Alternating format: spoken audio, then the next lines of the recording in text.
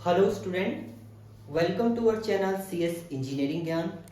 Digital electronics के आज के ट्यूटोरियल में हम लोग देखेंगे difference between combination circuit and sequential circuit. तो कॉम्बिनेशन सर्किट हमने पहले पढ़ा था। इसमें कॉम्बिनेशन सर्किट का मेन रोल जो होता है वो होता है आपका इनपुट जो आउटपुट जो है वो डिपेंड करता है आपके इनपुट पे।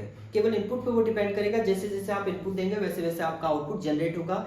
अगर हम लोग एग्जांपल की बात करें तो कॉम्बिनेशन सर्किट के अंदर जो आप एडर बनाते हैं, सबट्रैक्टर बनाते हैं, मल्टीप्लेक्सर, डिकोडर, एनकोडर, ये सब क्या है आपके, ये काम करते हैं आपके कॉम्बिनेशन सर्किट के अंदर। अगर आप एक एग्जांपल की, एक पॉइंट की बात करें तो उसे एज ए एग्जांपल लिख सकते हैं। ऐसे अगर सीक्वेंशियल की बात करते हैं तो सीक्वेंशियल सर्किट में आपका जो आउटपुट है केवल इनपुट पे डिपेंड नहीं करता है, वो क्या करता है आपके जो प्रीवियस आउटपुट आएगा उस पर भी डिपेंड करेगा। यानी जो आउटपुट है आपका वो दो चीजों पे डिपेंड करता है, एक तो इनपुट पे और दूसरा प्रीवियस आउटपुट पे, जो इससे पहले आउटपुट आया होगा, जिसे हम लोग प्रेजेंट स्टेट भी बोलते हैं।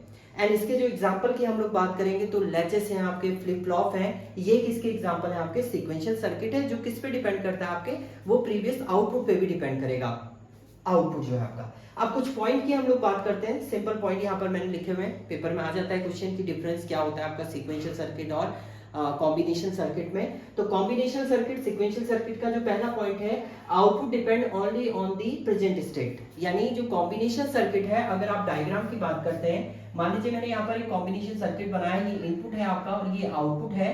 तो जो आउटपुट है वो केवल किस पे डिपेंड कर रहा है, कॉम्बिनेशन सर्किट है ये, किस पे डिपेंड कर रहा है, इनपुट। जैसे आप इनपुट देंगे वैसे आपका आउटपुट जनरेट होगा।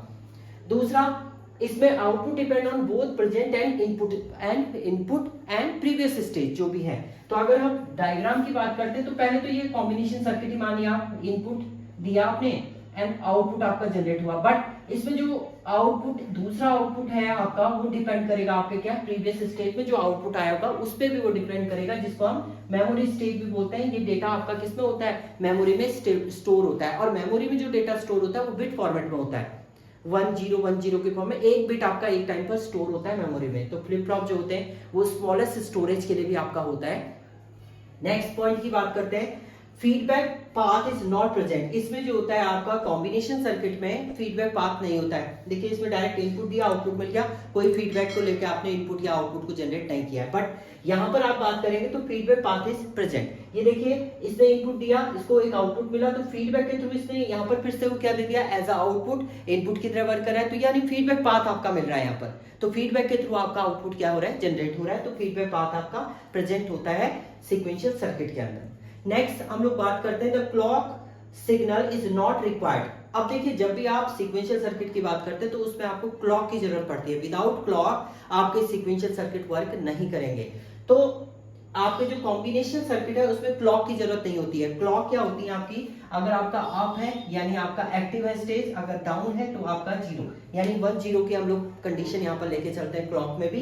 तो the clock signal is required. अगर आप सीक्वेंशियल सर्किट की बात करेंगे, फ्लिप फ्लॉप आप बना रहे हैं, तो उस केस में आपको क्लॉक की जरूरत पड़ेगी। बट दो टाइप के जो आपके सीक्वेंशियल सर्किट होते हैं, सिंक्रोनाइज और असिंक्रोनाइज। असिंक्रोनाइज में आप बिना क्लॉक के भी एग्जीक्यूट हो सकते हैं, जैसे आपके लैचेस हैं, लैचेस में आपको क्लॉक की जरूरत नहीं होती है, बट फ्लिप फ्लॉप में आपका लैचेस जरूरी होता है। और मेनली जो वर्क हम लोग करते हैं वो फ्लिप फ्लॉप पे ही करते हैं। इसके बाद आपका memory element are not required. इसमें प्रीवियस डेटा स्टोर नहीं कर रहा है तो मेमोरी की जरूरत भी नहीं है, तो मेमोरी आपका रिक्वायर्ड नहीं होता है। बट इसमें memory element play an important role. क्यों? क्योंकि जो आपका आउटपुट है वो किस पे डिपेंड कर रहा है, प्रीवियस आउटपुट पे डिपेंड कर रहा है। उसे कहां स्टोर करेंगे, मेमोरी के अंदर आप स्टोर करेंगे। तो इसमें मेमोरी रिक्वायर्ड जो है वो मोस्ट इंपॉर्टेंट पार्ट है। बिना मेमोरी के ये वर्क आपका नहीं करेगा। मेमोरी भले ही आपकी स्मॉल साइज में स्टोर करे, बट आपका इसमें सीक्वेंशियल सर्किट में मेमोरी रिक्वायरमेंट मैंडेटरी है।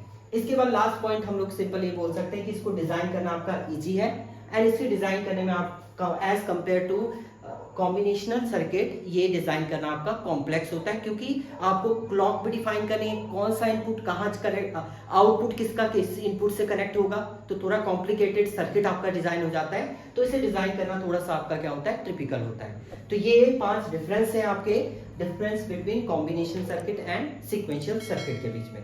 Thank you student.